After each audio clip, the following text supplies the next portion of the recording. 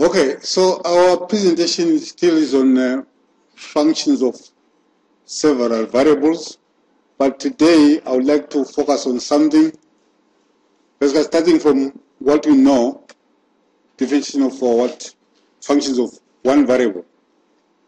What we're looking at today, remember now we're in the presence of functions of two variables. Now we're in the presence of functions of two variables. We've got z there, which is an f of x, y. Don't mind how this function looks like. I know it's a function of two variables. Now, if you are calculating a derivative of this, if you noticed how we calculate the derivative of this at the beginning, we used exactly what we used here in this situation. We calculated the limit of this incremental quotient. But first of all, let's unpack this incremental quotient. Let's only focus on this, the numerator. First of all, remember that the function is y equals to f of x. And that suggests that we can plot this function on a system of coordinates, which is an xy system of coordinates. That's that. That's what we must do. So this is maybe a graph like this, more or less. Now, what is this? The numerator. The numerator is f at x plus change in x minus f at x. What does that mean? It's a situation like this. Suppose I'm just at a point there, x, generic point x. I know at that point there, I can evaluate the function, and the value of the function is given there on the y-axis as f of x. But now if I pick another point here, maybe let's call this point x1. You must notice that this point x1, if I'm moving along the real number line, this point x1 is actually x plus a change in x. What is the change in x? Change in x is this lap here. This is what I call the change in x. If I started here, I move this much, that much I've moved, I call it change of x, change in x. Now if I come to this point, you notice that if I go up there, I'll have a point here. This point is going to be x plus change in x, comma, f at x plus change in x. I'm hoping that everybody understands that if I'm at a point like this on the graph, I'm at a point in the graph, always the coordinates of that point is this x and that f of x. So here we've got x, comma, f at x. So there we've got x plus change at x, comma, f at change of x. So now if I point at this value y here, so this value y is actually f at x plus change in x. So what is this?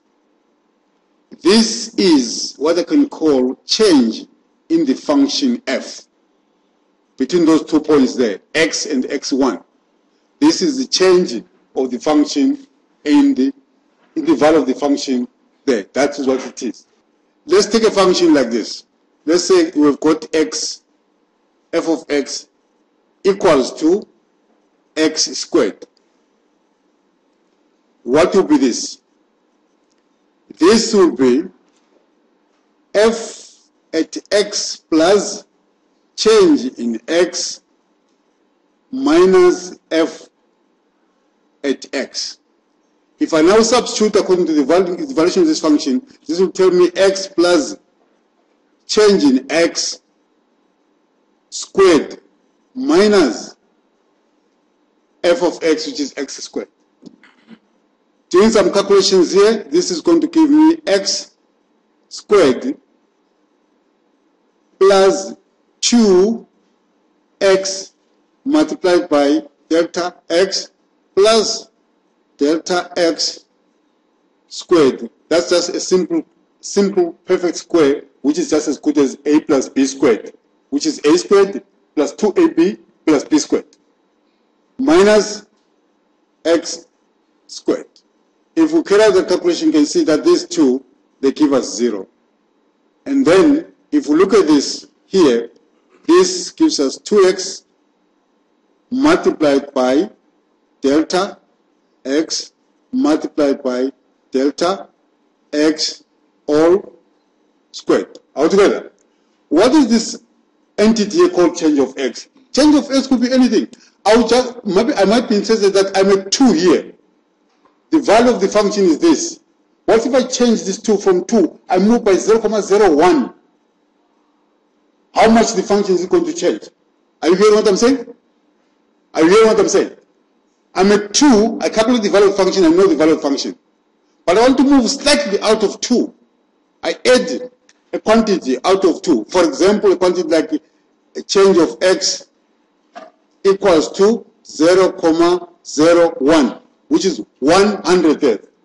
So I want to know, if I change 2 by 100th, add 100th, what will be the change of the function, the values of the function? How much you change the function? Because sometimes you change the value slightly, you find that in the values of functions, there's a big change. Altogether, you must focus on that. Now, let's look at this carefully. This is term sign, it's not an x. This is a term sign. Let's look at this carefully. If you look at this carefully, if you don't see f prime somewhere, if f is this, f prime will be 2x altogether. So which means the expression I've got here for change of x is actually the derivative of the function with respect to x multiplied by that small change in x plus that small change in x squared.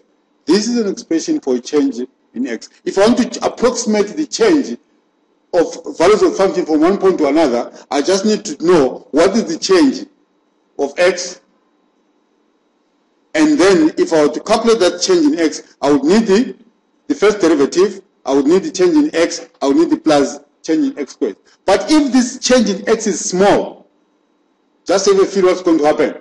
If this change of x is very, very small, just have a feel of what's happening. Take this one. The change in x here is 1 over 100.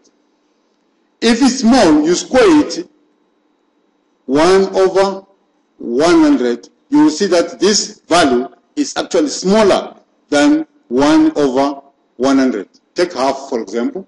Square half, you get a quarter. Quarter is less than half. So whenever you're squaring or elevating to a power, numbers which are very, very close to 0, the answers you get are even closer to 0. I understand what I'm saying? So for practical purposes, this expression will be very, very small as compared to that. So this expression normally we don't count it because it tends to 0. As if the change in x goes to 0, then this one is even closer to 0. Actually, very, very close. Or put a double arrow that means to indicate that it's even closer to 0 more than this one. Altogether.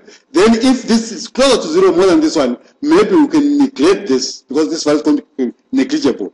Then this expression here now remains as a formula for calculating a small change in the values of the function given a small change in the value of the independent variable. I repeat. This becomes a formula for calculating the change in the values of the function given a small change in the values of the independent variable. Now, our question is, if we're given a function of 2 variables, what is the expression for calculating the change in the values of that function? Okay, we're given this function. What we want actually, we want to have change in z, which obviously we must say it must be z at values x plus a small change in x, comma, y plus a small change in y. Minus, this is minus z at x, comma, y. For z, I could have used f, it's not a problem. Z is equal to f. of xy. So for z, I can use f for z. It's not a problem. All together.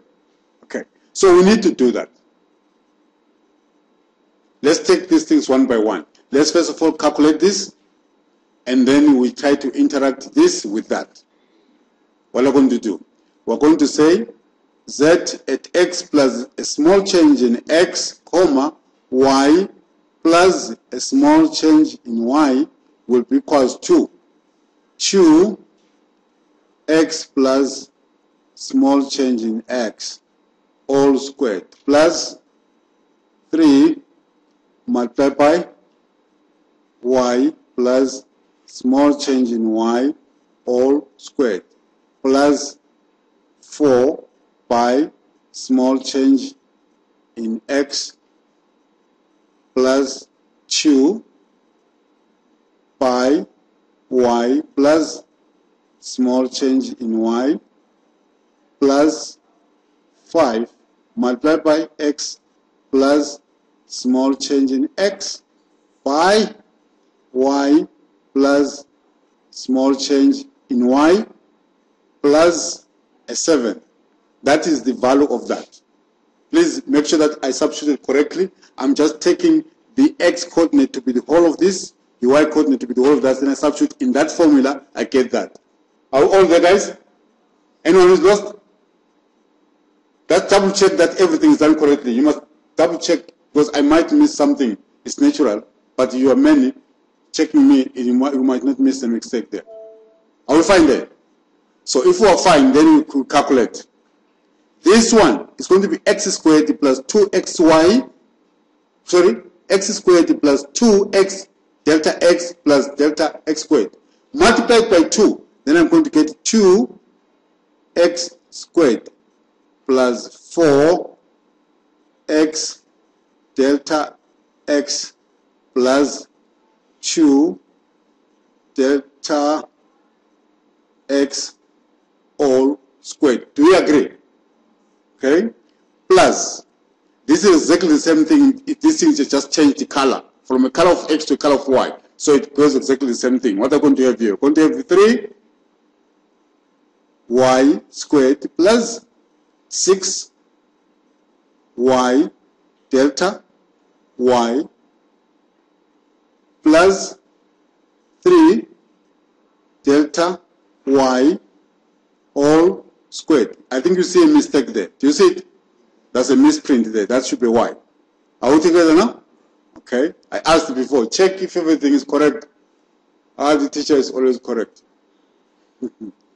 Plus 4x plus 4 delta x plus 2y plus 2 delta y. Here, let's check what we're going to get here. We're going to get xy, y delta x, and then x delta x, x delta y, then there, plus delta x delta y plus a 7, there's a plus, and there's a 5, and all this is in brackets. Are we together? Okay. Then let's move on and see what's going to happen here. Now I want to calculate this delta z, sorry. What am I going to do? I'm going to take this and subtract that function. I'm going to take this and subtract that function. I was saying some people, I don't really know whether they've got weak spirit or weak blood or they don't have stamina or what. Please don't be intimidated by so many terms, because this is what makes people weak. If you are weak, then you get looking at this thing, you get frustrated. No, there's nothing frustrating here. Just be patient. Train yourself to be patient. Train yourself to follow detail. Treat detail. Be patient. Insist there. Hold on there. If you start saying, you take everything you know out of your system. Once you start saying these things of, everything goes out of your system. So please be strong. Now what I'm going to do here, we're doing this subtraction. This is that. This is what we've got, this long thing. Now let's subtract. We'll say this one minus that. This term and that term are going to make 0. So it's not there in the expression. Do you agree with me? Do you agree with me? This term minus 0 there, this term is in the expression. This term minus 0 there, this term is in the expression. This term minus this term is not there. So this term is not there, and that term is not there. So then I come to this one. 6 delta y minus 0. There's no 6 delta y here. So it's a minus 0. So this term is in the expression. This one is in the expression because there's no 3 delta y cubed there. So this one is the expression. There's a 4x here. There's a 4x here. They're going to give us 0. So this term is not in the expression. This one is in the expression because they don't have a 4 delta x there. This one is 2y. There's a 2y there. They're going to make us 0. So this term is no longer in the expression. This one is in the expression. Now when you come here, there's 5xy here, if you can check. Remove the brackets, there's 5xy. And that one, they will make us a 0. Also subtracting. Then there we got 5y delta y. It is in the expression because there's nothing like 5y delta y there. And this one is also in the expression, and this one is also in the expression. 7 and 7, they make us a 0. Now let's start writing this thing nicely. I will start with this one. I will say 4x. Notice that this one has got delta x. Do you see that this one has got delta x? Yes or no? And this one also has got delta x here. There's 5y delta x. So I'm going to write there 5y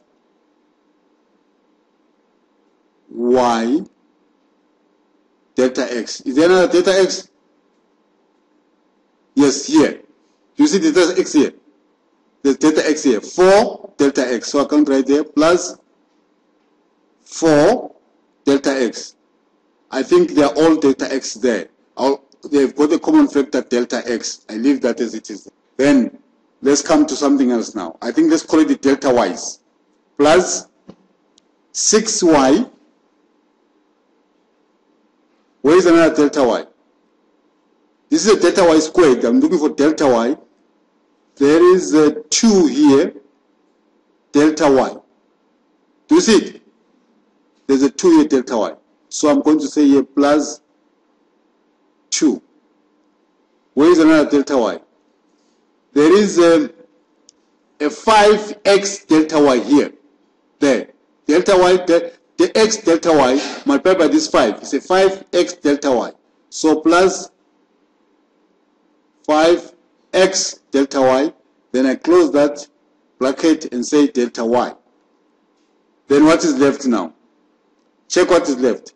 Is a 2 delta x squared. I'm talking about this one.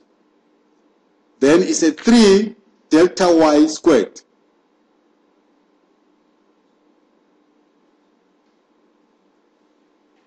Then what happens here? And then we've got a 5 delta x delta y. There's this one, delta x delta y. So we've got a plus 5 delta x delta y. Are we there, guys? Okay. Now, remember, if delta x is approaching 0 and delta y is approaching 0, delta y times delta x is even closer to 0 altogether. So these terms here, we've got delta x squared, delta y squared, delta y, delta x. We'll say this is delta is going to 0. This whole packet here will be relatively very small, because remember, if you're multiplying, never mind how big the number is. If you multiply it by a very small number, the big number shrinks towards 0. You understand what I'm saying? So this will basically go towards 0 in general. So what I'm trying to say by to go towards 0, I'm actually saying this is negligible. How do you write negligible? N-E-G-L-I. N-E-G-L-I, negligible. That's right. That means you can neglect it because it's very, very small. So if we neglect this because it's too small, what are we left with? We are left with this. These terms. But before we observe what is there, let's go back to this expression here. Please, let's go back to this expression. What are we going to do here? Let's find the derivative of f or derivative of z with respect to x. Partially. Partial derivative. If we differentiate here, we're going to get 4x. If we differentiate there, we're going to get 0. If we differentiate there, we're going to get 4. If we differentiate there, we're going to get 5y. Oh. Did you see that? Did you see that? What we're getting here, did you see it here? Just hold on, just hold on, just hold on. Please don't ask any questions, give me answers questions. Did you see this thing? Can I hear yes or no? Yes. Okay, now let's get delta f, delta y.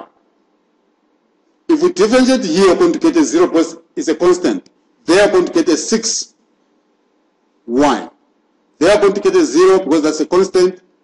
And they are going to get a 5x. After getting a 5x there, they are going to get a 2.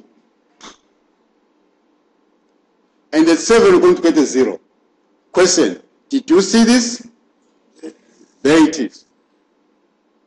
Now, if I were to write this thing nicely now, or in general, if I want to express this thing in general from what I've seen, it simply says the change of a function z, a function of two variables, is actually its partial derivative. Let's write dz, delta z, with respect to the first variable, multiplied by the very change in that variable, plus the partial derivative of z with respect to the second variable, multiplied by that very change in what? In the variable. The rest, what is added there, is negligible. Altogether. So if we remember what this question mark was asking for, it was asking for, after we had seen how we can calculate a change in the function value of a function of one variable, how do we get the change in the function z, a function of two variables? Altogether, guys. So now, there it is. We're given z, a function of two variables. We're given small changes, which these are quantities like 0,01, 0,001 or anything. So, and the change in 1. I'm interested only in the change in the value of the function, given these changes in the variable. The change in the value of the function, given these small changes in the variables, is given by delta z, delta x multiplied by the change in the variable, plus delta z, delta y multiplied by the change in the variable. I'm saying, if you've understood this, this formula is your result which must follow to do this kind of a problem. Now somebody wonders, what is this about? Sure, where are we going to use this from? Where? It's very, very interesting to try to note that this is very, very important. I'll give you an example of a very, very old water tank. In the past, very long ago, maybe some of you were not born. I think if you go even in rural towns in South Africa, you can still find this. What is a rural town? I don't know what I mean. Maybe rural towns, I mean those small towns which are scattered like they are in the desert there, in the Eastern Cape, some towns like Collinsburg, all those towns which are almost like nothing is happening, but it's a town. I think that's what they call rural towns. But if you live there, it's not an insult, just say it's a rural town. If you go to some of those towns, you'll find tanks like this, which are actually inverted cones, if you know what a cone is. A cone, this will be up as a vertex, but if you turn it upside down, this is an inverted cone. So what will happen here? You will find somewhere there's a pipe which connects the township or the suburb, and that pipe delivers water. The volume of this, if you didn't know, the volume of a cone is a function of two variables. It depends on the radius and the h, and is given by pi r squared h. If I just wanted to take this as z, I'll just say z of xy equals to pi x squared, which means my x is going to play the role of the radius, times y. Then I can do this. It's very clear. I can do this. This is a function of two variables. I can do this. So what I'm talking about this here, this tank is normally filled with water. Maybe a pump using diesel or whatever is pumping water from a dam into this. Then when this water is in the city or somewhere on the hill next to the city, what's going to happen here? The water itself is actually going to help itself to be pumped out of the tank. Why? The weight of the water at the top there presses the water at the bottom there to go out, then it goes to your house. Then you don't need really to invest a lot of money to invest on pumping water from this tank. It's the water will actually help itself to go out of the tank and go to a house or to a garden, whatever. Are you understanding what I'm saying? So now, if we are told, look, remember, if the tank is full somewhere there, the radius there is something else. If water is not being pumped into the tank and it's just full, then people start using water in the morning. What's going to happen? The water is going to decrease to a certain level there. Now the radius has changed. Then we've got a change in the radius. We can calculate it because we know what is there.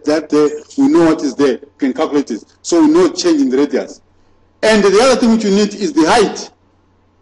If the tank is full, the height is there. But when the water is somewhere there, the level of the height has changed there. So there's been a change in the what? In the height. Now if I want to calculate now what has been a change in the volume, what am I going to do? I'm going to need the partial derivative of the function with respect to x, need the transfer function with respect to y, and these changes, and then calculate the change in the volume. I hope I'm making sense, guys. Am I making sense?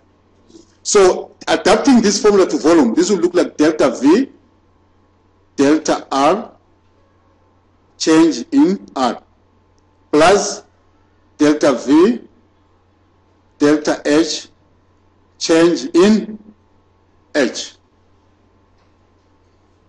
All together. As the water is flowing out of this tank, there is something which is also moving which you cannot control. There's only one thing in life which moves in one direction and you cannot control it. If you don't know it by now, you are too young to be here. What is it? Time. Yes, good. It's time. So, obviously, somewhere there, time was something, and here the time is something. So there's also been a change in time. Now, if we divide this by change in time, and divide that by change in time, obviously this becomes a rate of change of volume with respect to time. If you now know the rate of change of volume with respect to time, if this limit exists, what do you know now? Then you can predict when the water is going to be finished. If the dam is not supplying water there, you can predict. Because if you don't predict, and you've got a counselor who doesn't understand mathematics, he's not going to be able to predict. You're just going to say water, there's no water. No warning, nothing. Why? The counselor does not understand mathematics. Or the counselor has employed people who do not understand mathematics. Then what happens? The next day is a toy. And the toys are very expensive, if you haven't noticed. All together. So now let's apply limit here on both sides here. As delta t is going to 0. And here also I have delta t there, I have delta t there, then I put limit again there. As delta x sorry, delta t is going to 0. If this limit exists, guys, if this limit exists, you know this will be dv dt, a derivative with respect to time. Now this is a derivative of the function with respect to time. Then this will be here, this is dr, then this one doesn't mean that, then I'm going to have here delta v delta r limit delta r over delta t, as delta t is going to 0, plus another limit, this limit I can put it there and there, delta t approaching 0, let's put the delta v outside the limit because it doesn't depend on t, delta h, then here is delta h delta t. If this limit exists and that limit exists, then this limit will exist. Then what's happening there? This will now come up as delta v delta r dr dt, because r there is a function of one variable, it changes with time. So I got dr dt, ordinary derivative, plus delta v delta h multiplied by, if this limit exists, this will give us dh dt, and then we'll go to dv dt. This expression is an expression which is going to give us how many cubic meters are going out per unit of time. So it tells you that per unit of time, so many cubic meters are moving out. Then with that, if there are 10,000 liters here, you can see how after how long is 10,000 liters going to be exhausted. So maybe we can advise people to stop watering their gardens, and it's because maybe the dam is not going to pump water into that tank for 2 days or so. Because they have some water which you're going to use for 2-3 days. You or give a warning to people. So there is an application of differentiation, in this case, partial differentiation and ordinary differentiation to some extent in that case there. This is what I wanted to discuss with you today. I hope this formula is understood. But notice one thing here. Once I've got this exercise like this one, let's put this here. What can be asked for here? I can ask for dv dt.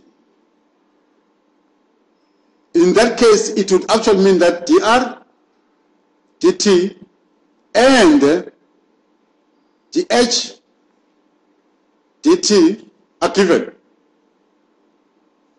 given. These are given. So I will calculate this. Then, or in the next chance, in the next problem, I can ask for dr dt. In this case, in the first instance, we are told that the rate of change of radius opposed to time is so much, 0.01.